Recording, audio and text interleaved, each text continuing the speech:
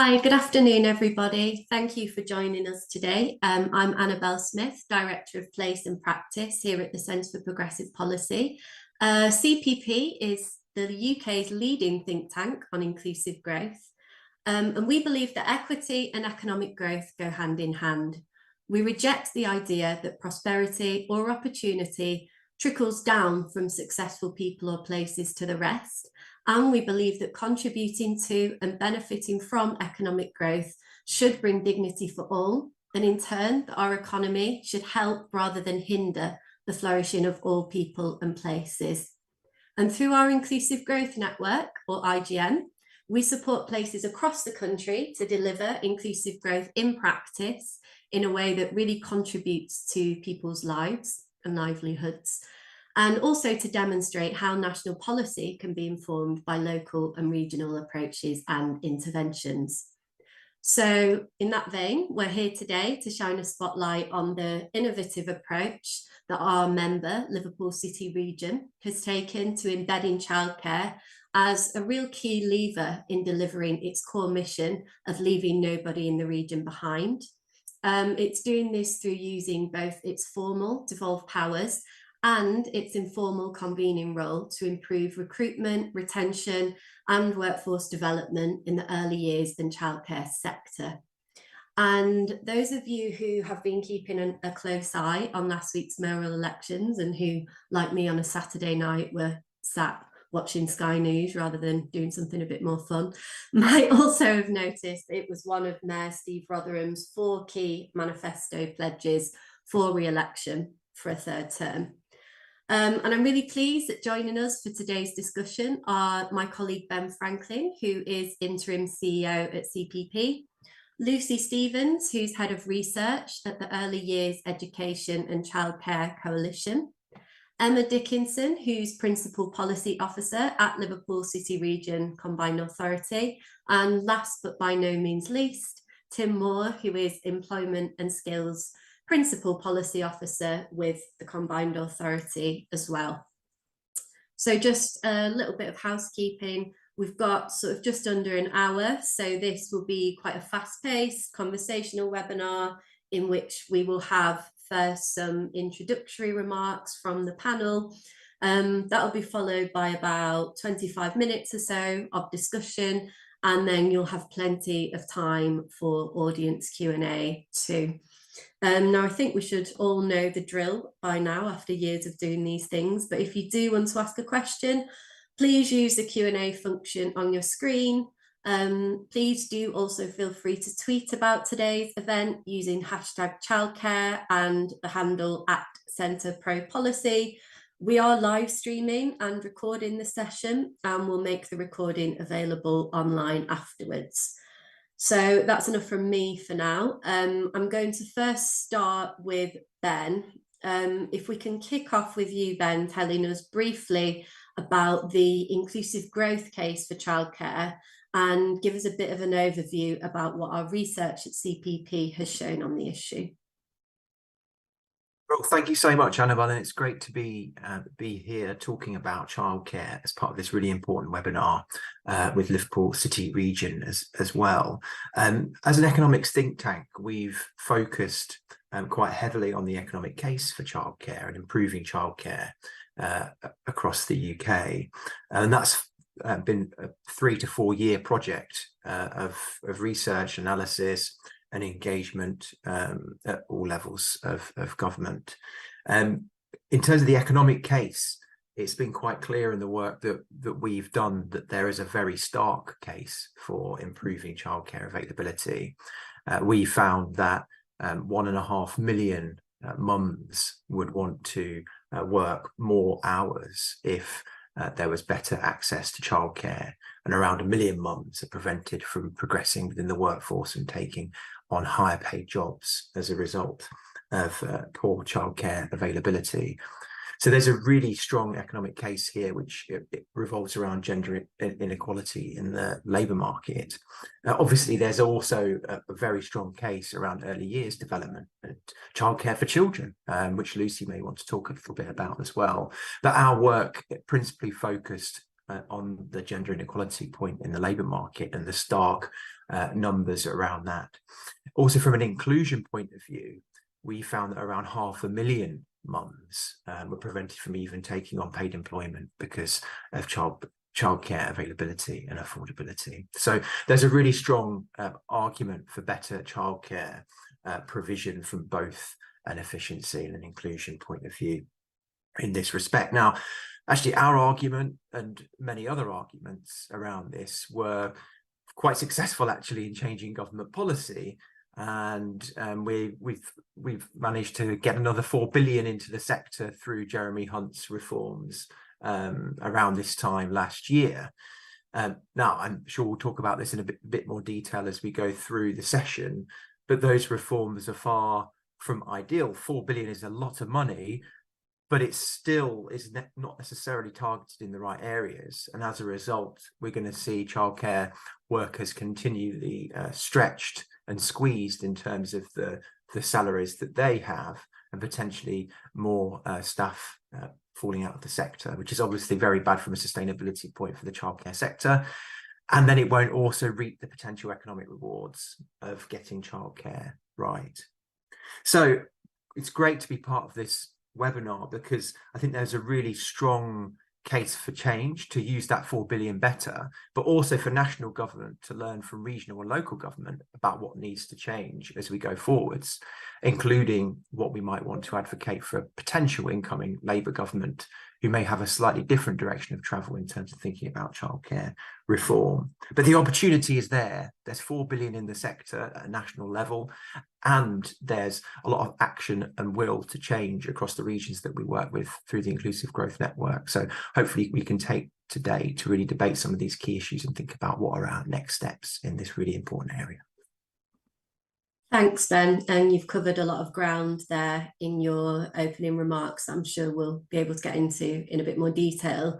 I want to bring Lucy in now. So, at the Coalition, you've been doing a lot of work on this national perspective and on how these reforms play out successfully. Can you just give us the Coalition's perspective briefly?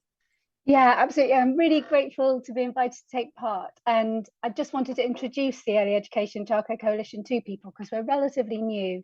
We're an independent group made up of 30 organisations, and we represent the interests of all of those with a stake in the sector. So that brings together parents, providers, children, the early years workforce, and the wider business community.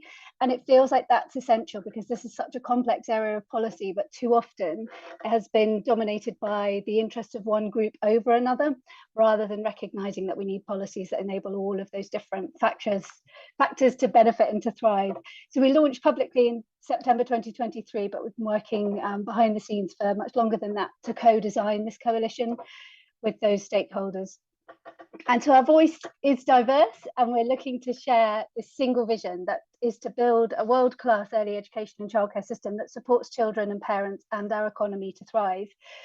All of our work is focused on the need for a rescue and reform approach. So there are urgent interventions that are needed right now in the short term to stabilise the sector, but there's also work to be done over the longer term to do the reforms that are needed to ensure that all children in England are supported to reach their full potential. So we'll get into the detail of our calls into the future in the conversation, but for the whole coalition, the 5 areas that we're collectively working towards is a system that's rooted in the following principles: high quality provision for all children, especially those who benefit the most; sustainable provision that works for all kinds of working parents and their employers; good pay, terms and conditions for the professionals who deliver it; accessible and affordable options for all parents in all communities; and locally shaped options that respond to local circumstances. And that's one of the reasons why it's so great to be having this conversation as well, because it feels like we're in a bit of a place with top-down directives expected to be picked up by local places, and then there's a gap in understanding just what a powerful role can be played by people like the team here in Liverpool. So our work has been focusing on public opinion, the needs of families, as well as briefings on international comparisons, looking at reforms in Ireland and Australia most recently.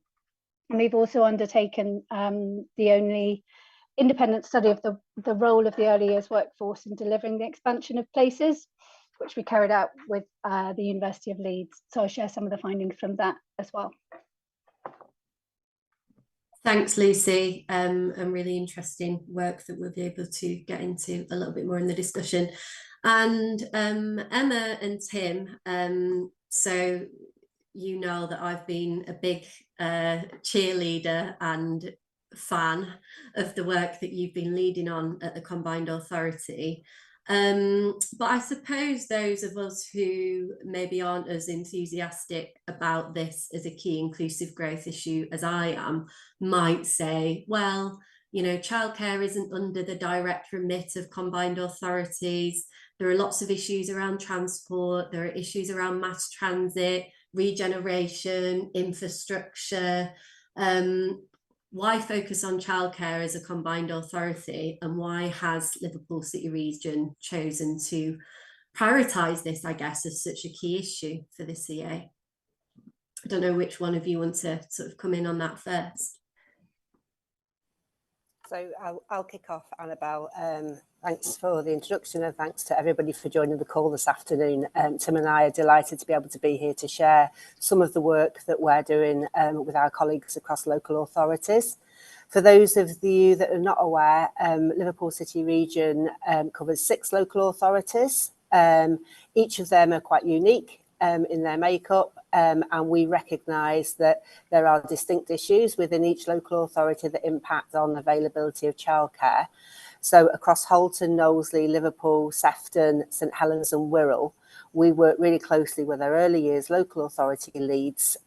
We work collaboratively and we work transparently because, as Annabelle's rightly mentioned, we don't have delivery responsibility, but we support them in their roles to enable the system to work better, because we recognise that every child across Liverpool City Region deserves absolutely the best possible start in life. And we believe that early years education and childcare, including Ofsted registered childminders, can be part of enabling that to happen. Tim? Yeah, thanks, Emma. And I'd just like to echo Emma's thanks to CPP for the support, and to everyone for joining us. You're right, Annabelle. We don't have direct delivery responsibility for early years education. What we do have is a number of responsibilities around wider employment and securing economic growth. So we recognise just how important access to good quality early years education is in securing that, both in the sense of being able to support parents and lead carers into work.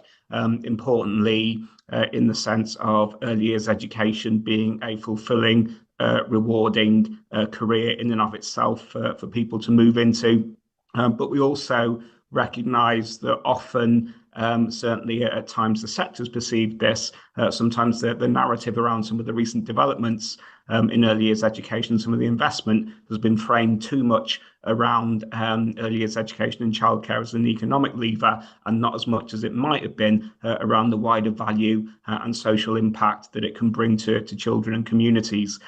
So we've tried to do both in terms of the work that we've undertaken using those formal powers that we've got, where we're talking economic growth and employment benefits, but also using those wider convening powers, influence and voice to promote the wider impact and educational impact and value of the sector. And I'm sure we'll get the chance to talk a bit later about how we've done that in practical terms.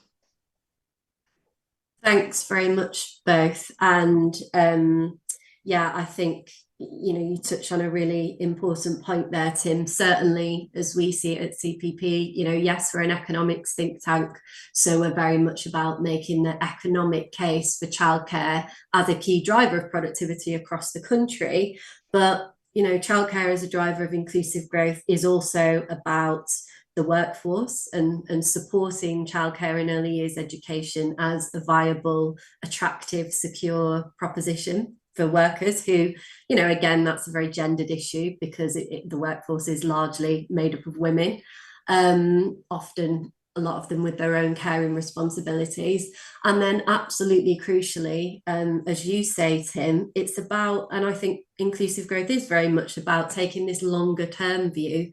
And, you know, we know that today's educational outcomes are tomorrow's employment outcomes and tomorrow's life outcomes. and that real kind of high quality early years provision absolutely is sort of laying the foundation and laying the groundwork for those better long-term life outcomes. And Lucy, I know that you at the Coalition, you've done quite a lot of work on, you know, what good outcomes for children looks like and what these good outcomes for families look like, working, as you say, to kind of co-develop this with families. So the Common Outcomes Framework for Children, that sets out a blueprint for how early education can best support children to thrive. And, you know, I know that we've discussed it briefly, how this place-based approach that's been adopted by LCR, I think could play a really important role in delivering its aims. Do you want to tell us a little bit about that, Lucy?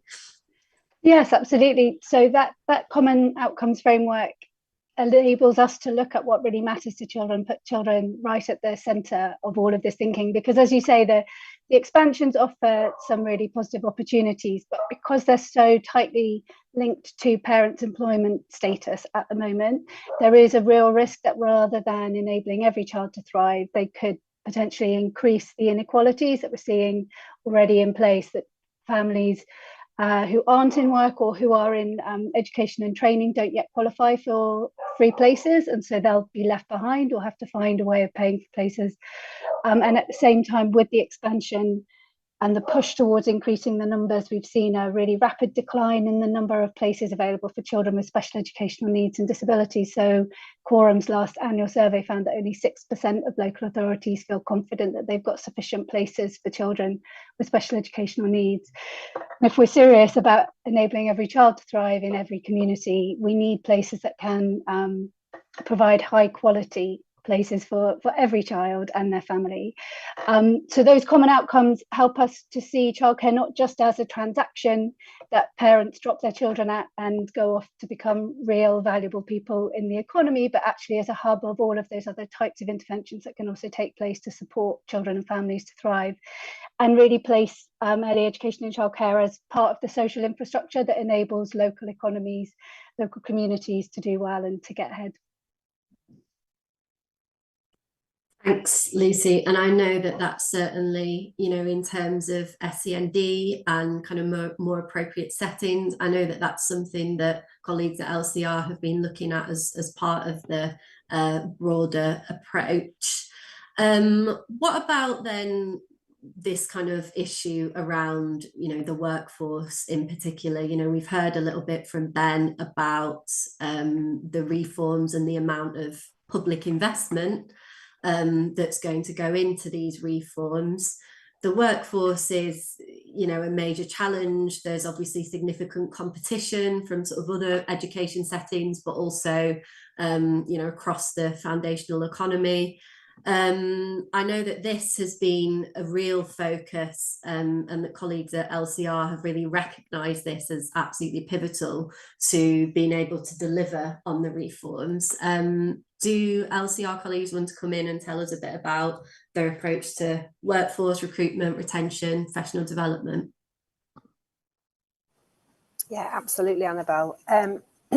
We have started this piece of work coming from a place of recognising that data around recruitment and retention within early years is flawed in some ways, because it doesn't enable us to get an accurate understanding of what's happening across the city region in terms of numbers that are working in the sector, and indeed as the childcare offer rolls out, the number of staff that's going to be needed moving forward. So one of the pieces of work that we have done through our membership of the Inclusive Growth Network is working with the Learn and Work Institute to identify what the needs are across the city region in terms of recruitment and retention, so that we get a much richer understanding of what's needed, and therefore we can target interventions at specific areas where that a need may be identified, Our local authorities are supporting us with that, and they provided data and qualitative insight into situations within each of their local authorities, as indeed have settings and training providers across the city region as well. Once we are able to understand more accurately what's needed, we can move forward more quickly. But we haven't sat back and waited for that piece of research to be done, because we recognise, as indeed colleagues on the call do, that something needs to happen soon and now, because there is an urgent need at this moment in time. So I'll hand over to Tim, who can talk to you a little bit more about some of the specifics that we're focusing on. Thanks, Emily. I think this work really started to catch the imagination just over 12 months ago, when we had a round table trying to bring together everyone linked to the sector to see what there was that needed to be done and what we might be able to do as a combined authority. And we imagined that it might have maybe 10 to 15 people here in this office in Man Island, and it pretty quickly grew, and we ended up with nearly 50 people in Liverpool John Moores University. And I think what was fascinating was the breadth of organisations who were involved, the richness and willingness and recognition of the need to do something from the conversations. But I think I also took out of it something about how so many of the people in that discussion were coming at it both from their professional perspective, but also from their personal experiences as parents or carers as well. And I can remember thinking during the discussions, it felt different to other kind of round tables that we'd had, with people coming at it, and switching from their professional perspective 1 minute to their personal perspective in another, and that was fascinating to see. We came out of there with an idea of some of the scale of the challenges, but also a recognition that if we were going to succeed, as Emma said, and do what we could do quickly, then we needed to focus on the areas where we could make a difference. So, for example, we recognise and we know, and we are continually rightly reminded by those working in the sector that pay and funding is a huge issue. And if the sector is to move on and get the wider recognition and value it deserves in comparison with other sectors, then that funding issue needs to be addressed. But also the reality is that we don't necessarily have as many levers to tackle that as a combined authority as some other areas that have been mentioned. So we've tended to focus around what we can do in relation to skills. We've focused around what we can do in relation to broader advocacy for the sector. And we've also utilised our really strong local relationship with the DWP, with Job Centre Plus and with DFE to develop a number of solutions to widen awareness of the sector, increase routes into it, and start to widen some of the conversation and understanding about the value of the sector itself, both as a career and what it offers to children using it from those working in Job Centre Plus, so that some of those conversations can be had at a more deep-rooted level with customers and members of the wider public. Thanks both, really helpful, and I think fascinating that you're taking such a holistic approach to it.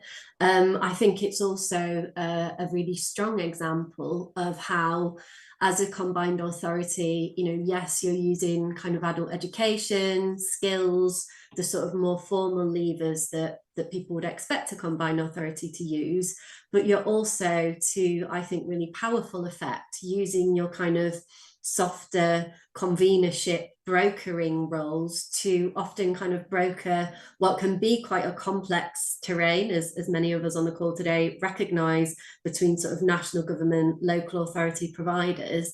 And you're also bringing to bear the sort of collective impact of working with partners across different sectors to sort of play this real kind of convening role and to create a bit of a movement around this in the city region.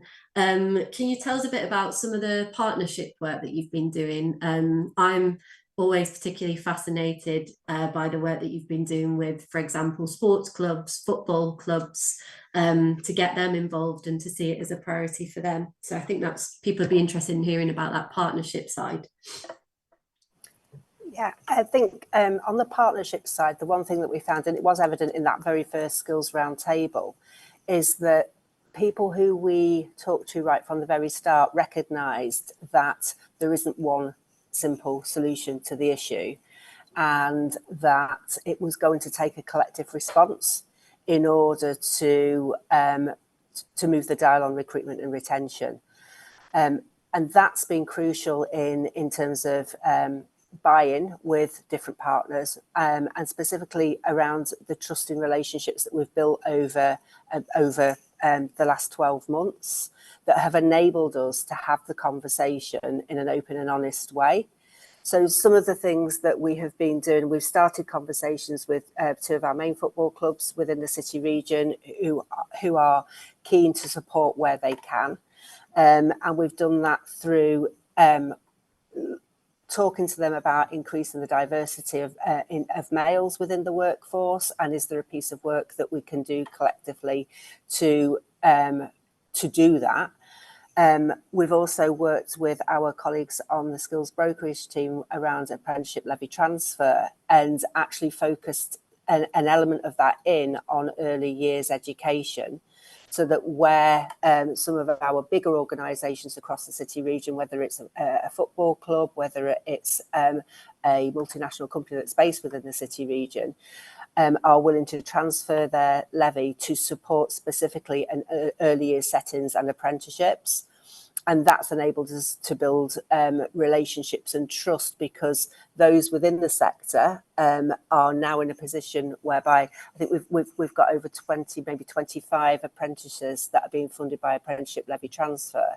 So the sector's seeing that, you know, we are actively doing something to support them, and that continues to support the evolving relationships and the buy-in to collaboratively work together. Tim will talk a little bit more about some of the nature of the work that we're doing with Job Centre Plus and DWP and some of the specifics behind that. But again, that was based very much on strong relationships that have built over a number of years. Yeah, thanks, Emma. I think one of the really positive examples of the partnership working with DWP is some of the work we've done to, as I mentioned earlier, broaden the scope of the conversation about early years at an operational kind of nuts and bolts level. So one small example of that is the advocacy campaign that we have developed on our Be More portal that complemented the national drive that's just winding down at the moment, but went live 2 or 3 months ago, where we got the local childcare champion from the Merseyside area to both talk about the DWP childcare offer and what's available to working parents and lead carers, but she also talked about both the value of early years and childcare as a career and those wider benefits and the impact it can have. And one of the things that we recognised quite early on is that, you know, the nature of the way that work coaches will tend to have conversations with customers, there's not necessarily a huge amount of time. Their focus, entirely understandably, given what their job is to support that individual into work. And what that has tended to mean is that most of those conversations, when they were about childcare, were about the offer. You know, there you go, you'll get, you know, that X amount, and you're now able to take that job. That might not be the reason why that parent or that lead carer hasn't wanted to or chosen to or felt able to put their child into an early education setting. There might be all sorts of reasons. They might be nervous. They might not know enough about it. They might not necessarily be aware of that wider value and impact on the child. So we, through our relationship with Job Centre Plus, we're really lucky to be asked to speak to work coaches at their fortnightly Keep in Touch meetings. And I think we've spoken to around 200 of them. crucially, along with one of our early years leads with real experience in the sector, to talk about the value of early years, to talk about the impact on the child, to talk about early years as a career. And those work coaches now have the information they need and hopefully feel empowered to have a conversation beyond just what the offer is and how that can understandably and valuably support an individual into work, but also the wider benefit, firstly, for the child, but also potentially for that customer that might be considering early years as a career themselves. Thanks, Tim. And one of the facts that I sort of particularly enjoyed through that engagement with Job Centre Plus work coaches was that many of them themselves, through this kind of awareness raising campaign, actually thought, oh yeah, I might quite like a change of career and go into the childcare and early years sector too. So, you know, that sort of shows the kind of power of that communication. On this point around skills, there is clearly an issue at the national level, of course, around continuous professional development, around, you know, skills matching, sort of, you know, level 3 that is required to kind of progress to be a room leader in an early years setting. We currently have a skills landscape whereby you can have a degree in early years education and not be qualified for that level 3 room leader position. Ben, Lucy, what do you think needs to happen at the national level around that? Well, it's important just to point out we haven't actually had a workforce strategy since 2017. And if we want to realise any of the potential of early education and childcare, we really need to recognise if we don't have a workforce in place who are thriving and that we can retain, we won't be able to achieve many of the things we're aspiring to do. So our research found 57% of, whilst people see this as a really important and fulfilling career and they're in it for the long term, this isn't a job that people do en route to doing something else. People are really invested in this as a long-term profession. But of the 1,000 people we spoke to, 57% of nursery staff and 38% of childminders are considering leaving in the next 12 months. And when we spoke to them about what was behind that, there were some really key elements. So people were 4 times more likely to consider leaving if they felt there was a lack of training opportunity, 3 times more likely to consider leaving because of pay, and 3 times more likely to consider leaving due to the lack of opportunity for career progression. So whilst it's really good that there is work going on about bringing new people into the sector, what we were also seeing in our research was many of those people who are leaving are long-term experienced people who can play a really important role in mentoring and supporting new people who are coming in. So making sure that we're doing the work to retain people within the sector and looking at returners as well. So of the people we spoke to who had left, 55% would consider returning back to early education if the pay and conditions improved. So they're really committed to this area of work and want to be part of it, but often we're talking about not being able to remain in the sector due to their circumstances. And 50% we saw had remained in other parts of the education system as well, so they've not gone that far away. So there's a real kind of opportunity also to bring people back into a sector that they love, where they know that they're having real value and making an impact for children and families. If we can get some of those, not just pay, although pay is obviously really important, but recognising it's also about the training, the continual professional development. And people talked a lot about the changing nature of the children that they were supporting, that they're seeing a higher number of children coming through who need additional support, who perhaps have special educational needs or developmental delay that's not yet been diagnosed. And so getting training that supports them to feel confident in really providing the care that those children and their families need is as important as also bringing in newer people to the sector with those broader qualifications that put them in a position of really being able to help as well. So catching and holding on to tightly and dearly those people who are already in the sector and doing such amazing work feels really, really important in all of this. Briefly to add to Lucy's excellent points there, clearly this is an area where national and regional government need to be working together. So Liverpool are doing their bit of the bargain. You know, you're thinking about where are those skills gaps, where and how can we bring more people into the sector and recruit and retain. But ultimately, a lot of this is down to the the funding levels and the framework that's set by national government. And obviously, if the funding rates aren't significant enough, then it's fair enough for people who want to be who would want to be childcare workers to look elsewhere potentially, because they can get exactly the same pay in the retail sector, or maybe even higher in the retail sector in certain instances, and better security as well. So absolutely, this is a really important issue where national and regional government need to work together. And national government have done well in terms of finding an extra 4 billion to commit to the childcare sector. But as we were saying at the start, it's not targeted in the right way to ensure that the workforce comes with it. And as Lucy said, there hasn't been a workforce strategy for years to enable that process to take place. Otherwise, we won't see the potential economic gains that we would hope to see from this, or the societal gains that we'd want to see as well. So the opportunity is there, and Liverpool City Region do brilliant work. We also need national government to play its part in the bargain as well.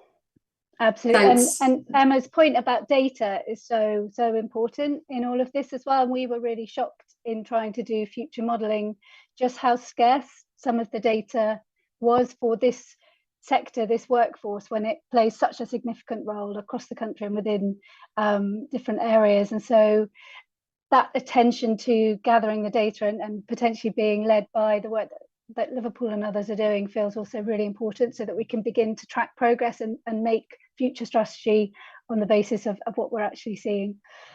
So just really briefly to come back on that, one thing we have called for as an organisation is a skills for childcare type organisation, a bit like they have skills for care, and that would contain both ideas around professionalising and skills pathways for the childcare sector, but also some of the data that you're talking about there, Lucy, which I think would be incredibly valuable.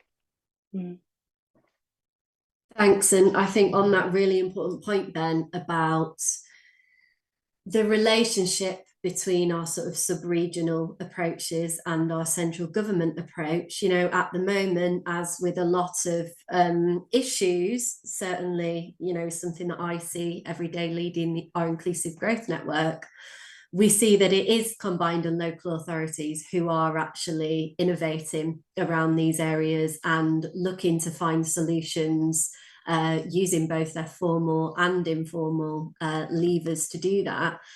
And I know that, there's an opportunity with a potential change of government. And I know that the Labour leadership now, as it's sort of building up, what is its alternative to, levelling up going to look like? What is its kind of regional rebalancing approach going to look like? It is committing to a more sort of mature relationship of partners between the centre and between our regions. And, I feel very strongly that there's a lot that a central government approach can learn from our regions. And I think in a way that's already happening, Tim, Emma, through your engagement with DWP, with DFE, and that actually, government has listened to sort of what you're doing in LCR and is making some national changes based on that. So one of you wants to tell us a little bit about that. Yeah, and I think one of the audience has asked a question about key tangible outcomes, which is probably quite linked to what you've just asked, Annabelle. Some of the work that we've been doing with the DWP and Job Centre Plus have enabled us to get a much better understanding of those that are within the city region that do actually want to work with children. And that they've given us a richness of information that, Ben talked earlier about the opportunities that there are and the opportunities that we have to support the sector and to change the sector. And we're aware that a lot of people have left the sector over recent years. We've already heard today about those who are thinking of leaving. But with the support of Job Centre Plus, we have created a talent template which went out from 6 of our Job Centre Pluses across the city region to over 2,000 customers. And that asked a series of questions based around, do you want to work with children? Are you interested in this as a career? Are you interested in finding out more about the opportunities in terms of upskilling, retraining? Do you have a full and relevant qualification? Annabelle, you've just highlighted the issues around full and relevant qualifications. And the response that came back to that questionnaire was that there was, I think, almost 2,300 responses that confirmed that they were interested in working in childcare and early years education. There were almost 300 people out there that said they were interested in being self-employed, and they felt they had the potential to look at opening childminding services. And there was also I think it was just over 70 people who already have a level 3 full and relevant qualification but aren't currently working in the sector. So in terms of what we can do to target those people through working with Job Centre Plus and our local authorities, we have a richness of data there that wasn't there before, a wealth of information, and therefore can target particular interventions at them that will hopefully support them into the role. Those people that I've just described who filled in that questionnaire are being Job Centre Plus are looking at what happens with those people, what cohorts of intervention there'll be, and tracking the impact of that, which will inform our future work as well. Tim, did you want to pick up that?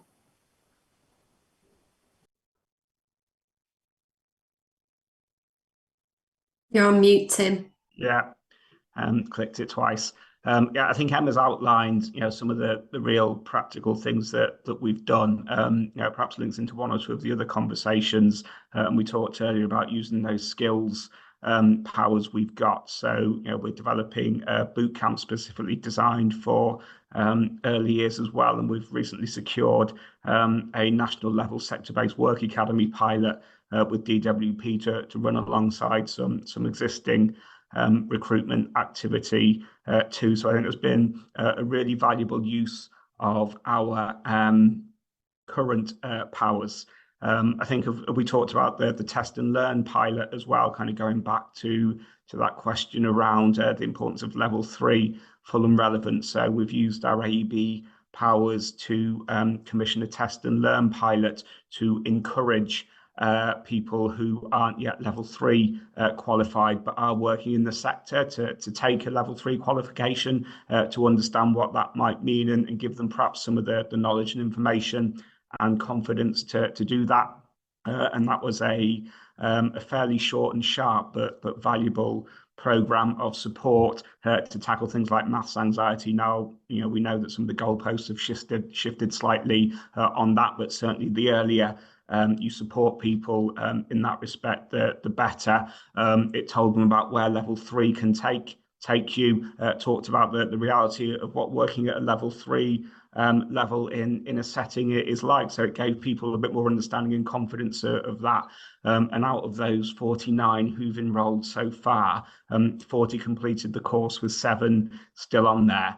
And 36 of them so far have gone on to take some form of level 3 qualification, which is a really good outcome for us. That pilot is ongoing, and we hope to be able to develop some of those findings further and certainly track some of those individuals through their level 3 qualification as well. But again, we think that was a really innovative and valuable use of the powers that we have got.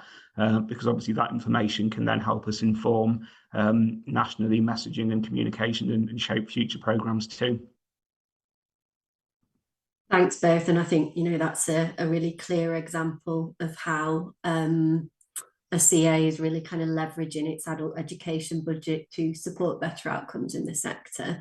I'm going to, not got too much time left, I'm going to go to some of the really great questions that are coming through from the audience now.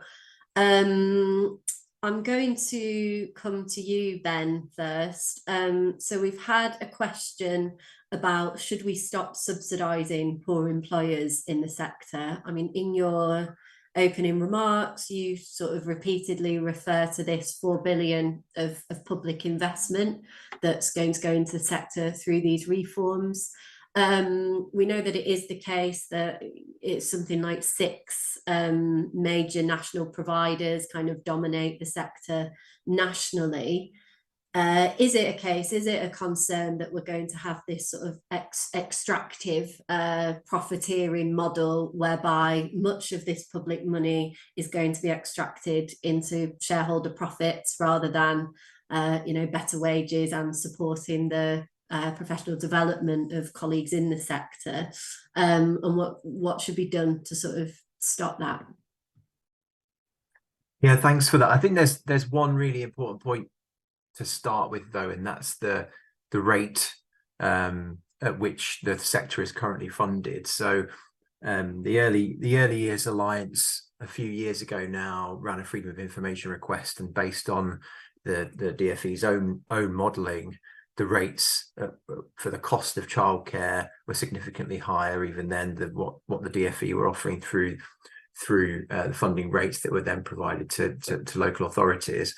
And that's only that difference has probably only increased as a result of inflation over the last 2-3 years as well. So there is this gap between the rates that national government provide and the actual cost of delivery of care. Now, the problem then obviously is that if everything is pretty much subsidized, right, or subsidized to a point, so now it's 1, 2, 3 and 4-year-olds, where then do those settings make their money to cross-subsidize that shortfall?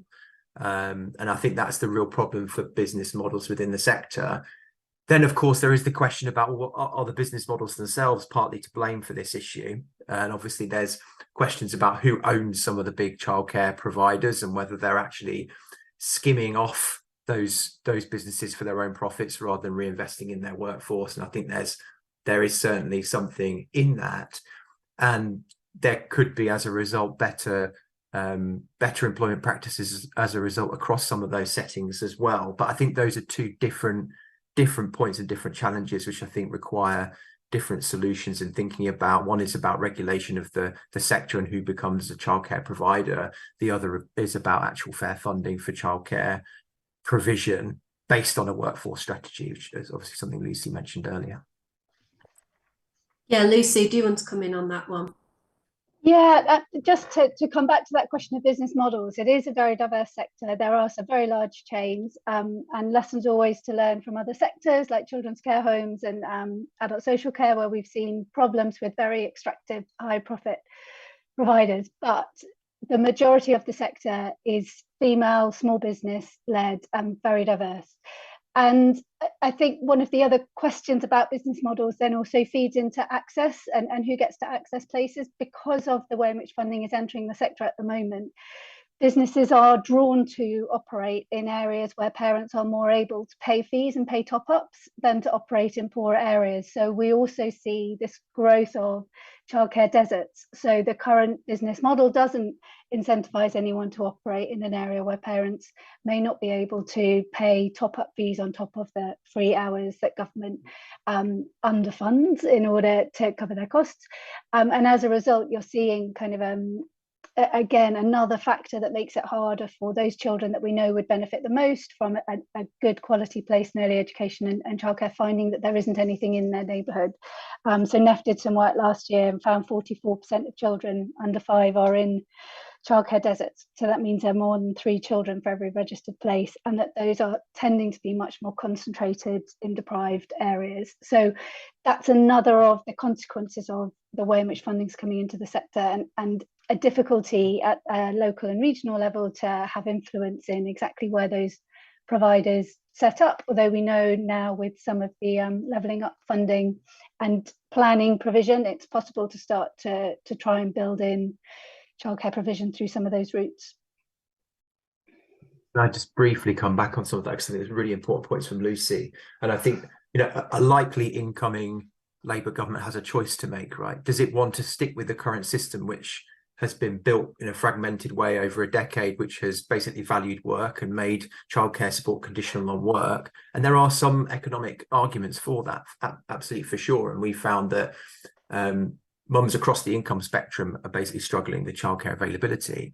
Or does it want to focus more and pivot more to inclusion and thinking about supporting people who are out of work with childcare support as well? And I think that's a really interesting strategic pivot potentially for an incoming government to take, given that I don't think we're going to have the fiscal resource to have a proper universal childcare offer that covers all bases. Thanks. And, you sort of allude to there that, and I think Lucy touched on it earlier too, that obviously the way that we're looking at demand at the moment is very much focused on those parents and primary caregivers currently in the workforce.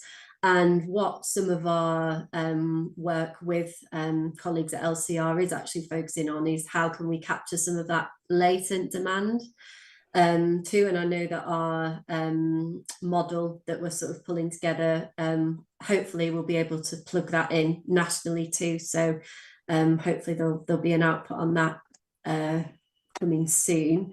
But that's a really important point.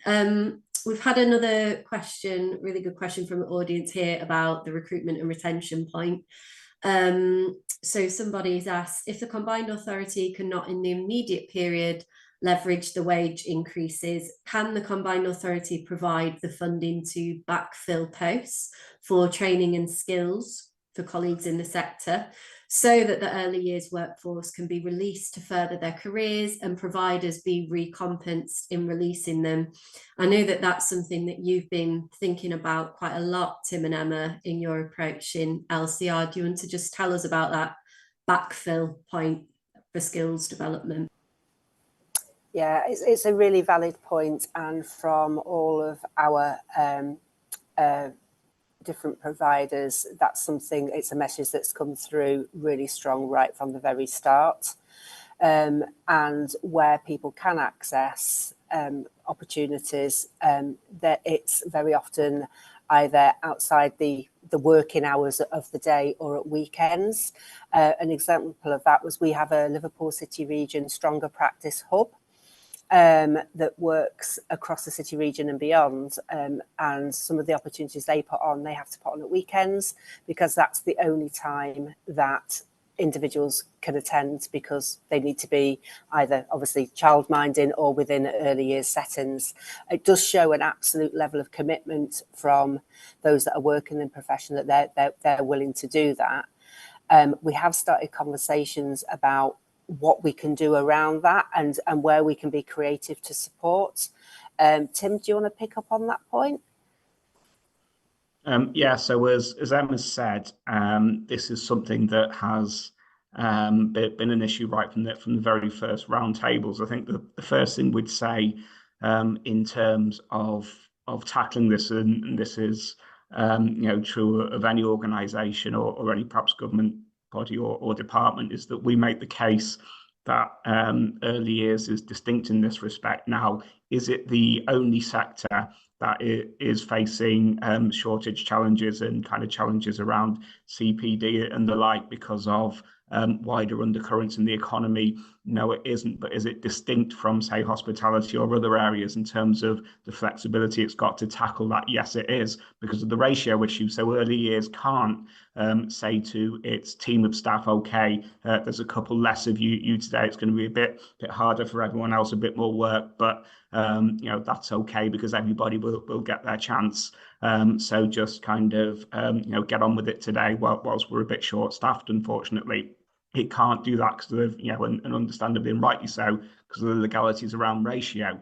So we do think that there is a case for seeing early years slightly differently to other sectors in this respect.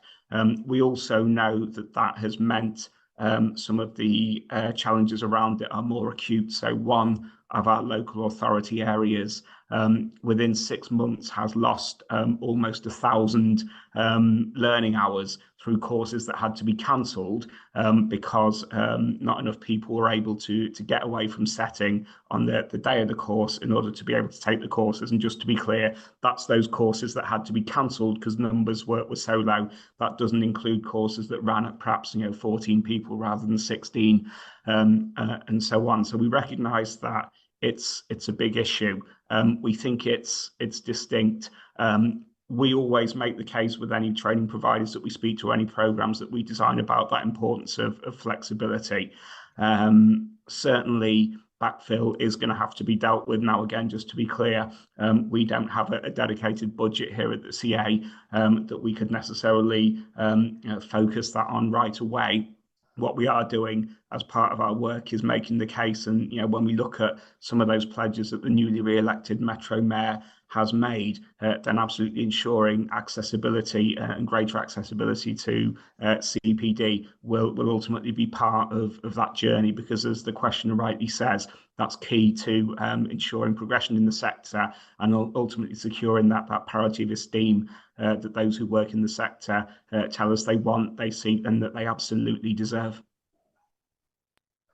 Thanks, Tim and Emma. And I know that, so we've had a question about this from a colleague at Greater Manchester Combined Authority. Great to have you with us, specifically related to parents themselves who work in childcare and care and early years settings, and that supporting them to get the flexible training and development opportunities it's really vital that obviously fits around their own childcare responsibilities. And I know that that's also something that you've been thinking about at LCR too.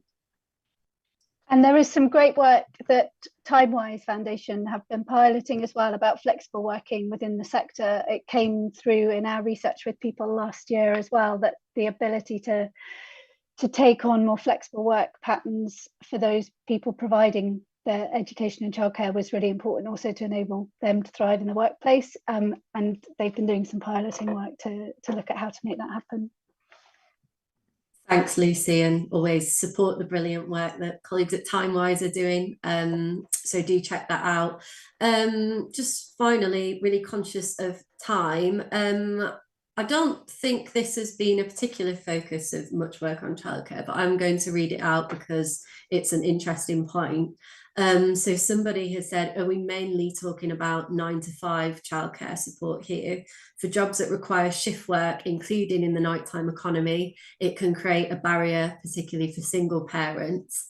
Is there an opportunity locally to engage relevant employers to create local childcare offers to support parents and carers around shift work patterns? I think that's a really interesting point around kind of nighttime economy and non-conventional working hours. I don't know, has there been any thinking done on that? I think maybe a couple of things, sort of really early stages. That the first thing that jumps out there is that traditionally, not always, but traditionally, some of that role has been taken by Ofsted registered professional childminders, and that's all the more reason why it's absolutely vital that we continue to engage with them as this work moves forward. In some of our thinking, perhaps a little bit tangentially around refocusing our apprenticeship levy work, where we focused on those big, larger employers and made the strategic case for investing in early years in terms of it being both good for their current workforce in order to be able to access the childcare they need, but also some of these companies have been in existence for 100 years and will expect to be in existence for many, many years more. We're also training at the most important stage in their life, their future workforce as well. And if we can engage some of those organisations, particularly say NHS bodies and trusts or what have you, where there will tend to be shift work, the police service might be another one. If we can engage them more strategically in the value of early years and childcare, and then more practically in terms of linking in with the sector itself through levy transfer, then perhaps that might be an angle for those wider conversations to be had about how can the sector better match what parents need, what children need, what employers need, and what's right for those delivering the service as well. Because let's not forget, ultimately there will be an effect on the people working in the sector. The more flexible it becomes, and that flexibility has to be supportive to the employee, not just the employer and employers who benefit from the quality early years education as well. Thanks, Tim. And I know we haven't had time to get into it in the discussion, but you touched on childminders and home-based settings, which also, this work encompasses. really important point there. So that's all we have time for. Hopefully that's flown as much for everybody else as it has for me. But do continue the conversation on social media. We will share the recording of this event shortly. Massive thanks to Ben, Lucy, Emma and Tim for your brilliant contributions, and thanks to everyone for joining online. Do look out for our future CPP events, and do sign up for our newsletter and CPP's forthcoming work in this area. Enjoy the rest of your day. Thanks very much, everyone.